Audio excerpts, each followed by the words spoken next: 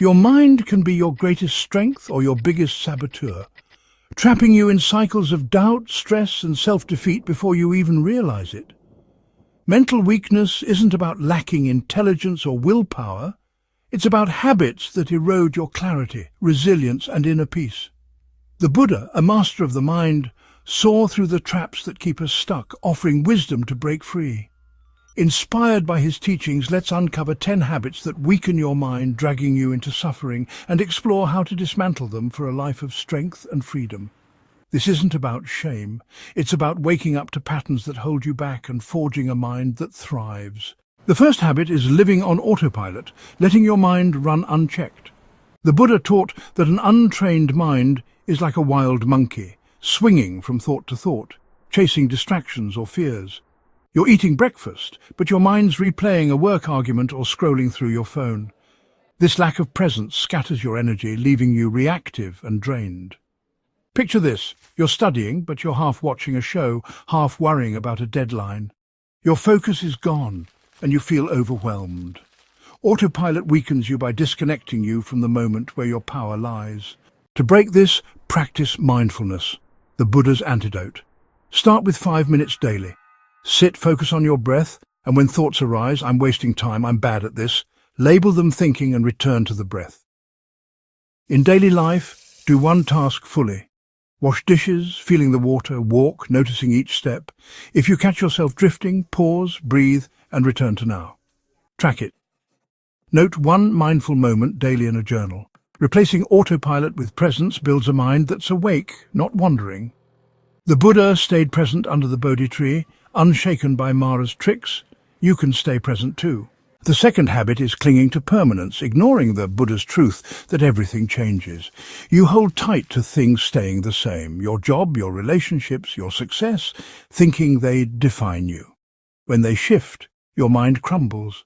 You lose a promotion and it feels like your worth is gone. Or a friendship fades and you're lost in why me. Clinging creates fear and rigidity, weakening your ability to adapt. The Buddha saw impermanence as freedom. Nothing owns you because nothing lasts. To undo this, reflect daily. What worried you a month ago? Most of it's past, proving change is constant. Pair this with a mantra, this is temporary. When you're upset, say a project fails, write down one way it could shift. A new approach, a lesson learned. Act on it. This trains your mind to flow, not grip. If you resist thinking, but I need this, breathe and repeat the mantra. Track it. Journal one moment daily where you embrace change, like letting go of a plan or accepting a setback. Impermanence, when embraced, makes your mind agile, not fragile. The third habit is self-criticism, the inner voice that tears you down. The Buddha taught compassion for all beings, including yourself, but self-criticism poisons this. You miss a deadline and your mind screams, you're a failure, you'll never get it right. This erodes confidence, making you hesitant or defeated. Imagine you're learning a skill, but every mistake fuels shame. You stop trying, weakened by your own judgment. The Buddha's compassion countered this, seeing flaws as human, not defining. To break this, practice self-compassion. When you falter, pause, place a hand on your heart and say, this is hard, and I'm doing my best. Pair this with mindfulness. Notice the critical thought, I'm so stupid, and let it pass without believing it. In daily life, name one thing you did well, even if it's small, like showing up. If the critic resists saying, but I'm not enough, acknowledge it and repeat the kind words. Track it.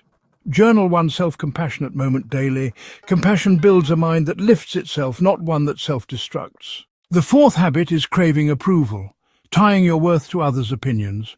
The Buddha saw craving, or tanha, as suffering's root. You adjust your words, actions, even dreams to please. Your boss, your partner, social media. This weakens your mind, making you a puppet to external whims. You post a photo, anxious for likes, or stay silent in a meeting, fearing judgment. Your peace hinges on others, not you. The Buddha lived free of this, teaching truth regardless of applause. To dismantle this, practice non-attachment to approval. Before acting, ask, am I doing this for me or for them? If it's for validation, pause. Act from your values, say, speaking honestly without needing a nod. Pair this with metta. Wish yourself well daily. May I be free from others' judgments. Extend it to someone you seek approval from, wishing them peace. This loosens their hold. If you crave praise, note it and return to your intention. Track it. Journal one moment daily where you acted for yourself, like sharing an idea without fishing for compliments. This builds a mind rooted in self-trust, not external mirrors. The fifth habit is resentment, holding on to anger or grudges. The Buddha taught that hatred is a poison you drink, hoping someone else suffers. You're mad at a friend's betrayal or a co-worker's slight, replaying it, letting it fester. This clouds your mind, draining energy for growth. Picture staying bitter over a family argument, snapping at others because you're stuck. Resentment weakens you by keeping you tethered to pain. To release it, practice forgiveness, not excusing harm, but freeing yourself. Reflect. They acted from their own suffering. Wish them ease, even silently. May you find peace. Pair this with mindfulness. When anger rises, feel it in your body, tight chest, clenched jaw, and breathe until it softens. If it's hard, start with a small grudge. In daily life, let go of one resentment. Forgive a rude driver. Let a slight pass. Track it. Journal one moment daily where you released anger. Forgiveness, inspired by the Buddha's compassion, makes your mind clear, not crowded with hate. The sixth habit is multitasking, fragmenting your focus. The Buddha valued single-pointed attention, but modern life glorifies juggling, checking emails while eating, texting while working. This scatters your mind, reducing efficiency and deepening stress. You're writing a report, but you're also scrolling news, half listening to a podcast. You end up frazzled, your work sloppy. Multitasking weakens your mind by training it to flit, not focus. To counter this, practice single-tasking. Pick one task, reading, eating, and give it your full attention for 10 minutes. Notice the urge to switch. Gently stay put. Pair this with mindfulness. Feel the task's sensations, like the pen's grip or food's taste. If you're tempted to multitask, just one quick check, pause, breathe, and recommit. In daily life, set focus blocks. 25 minutes on one task, no distractions. Track it. Journal one single-tasking moment daily. The Buddha's focus pierced illusions. Yours can pierce chaos, building a mind that's sharp, not scattered. The seventh habit is avoiding discomfort, fleeing pain or challenge. The Buddha taught that suffering or dukkha is universal, but running from it through distractions, denial or numbing weakens your mind. You avoid a tough talk with a friend, procrastinate on a project or scroll to dodge anxiety.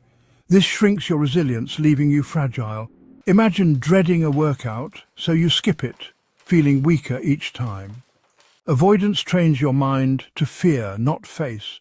To break this, practice leaning in. Start small when discomfort arises, like nervousness before a call. Sit with it for 10 breaths, feeling it without fleeing. Pair this with wisdom.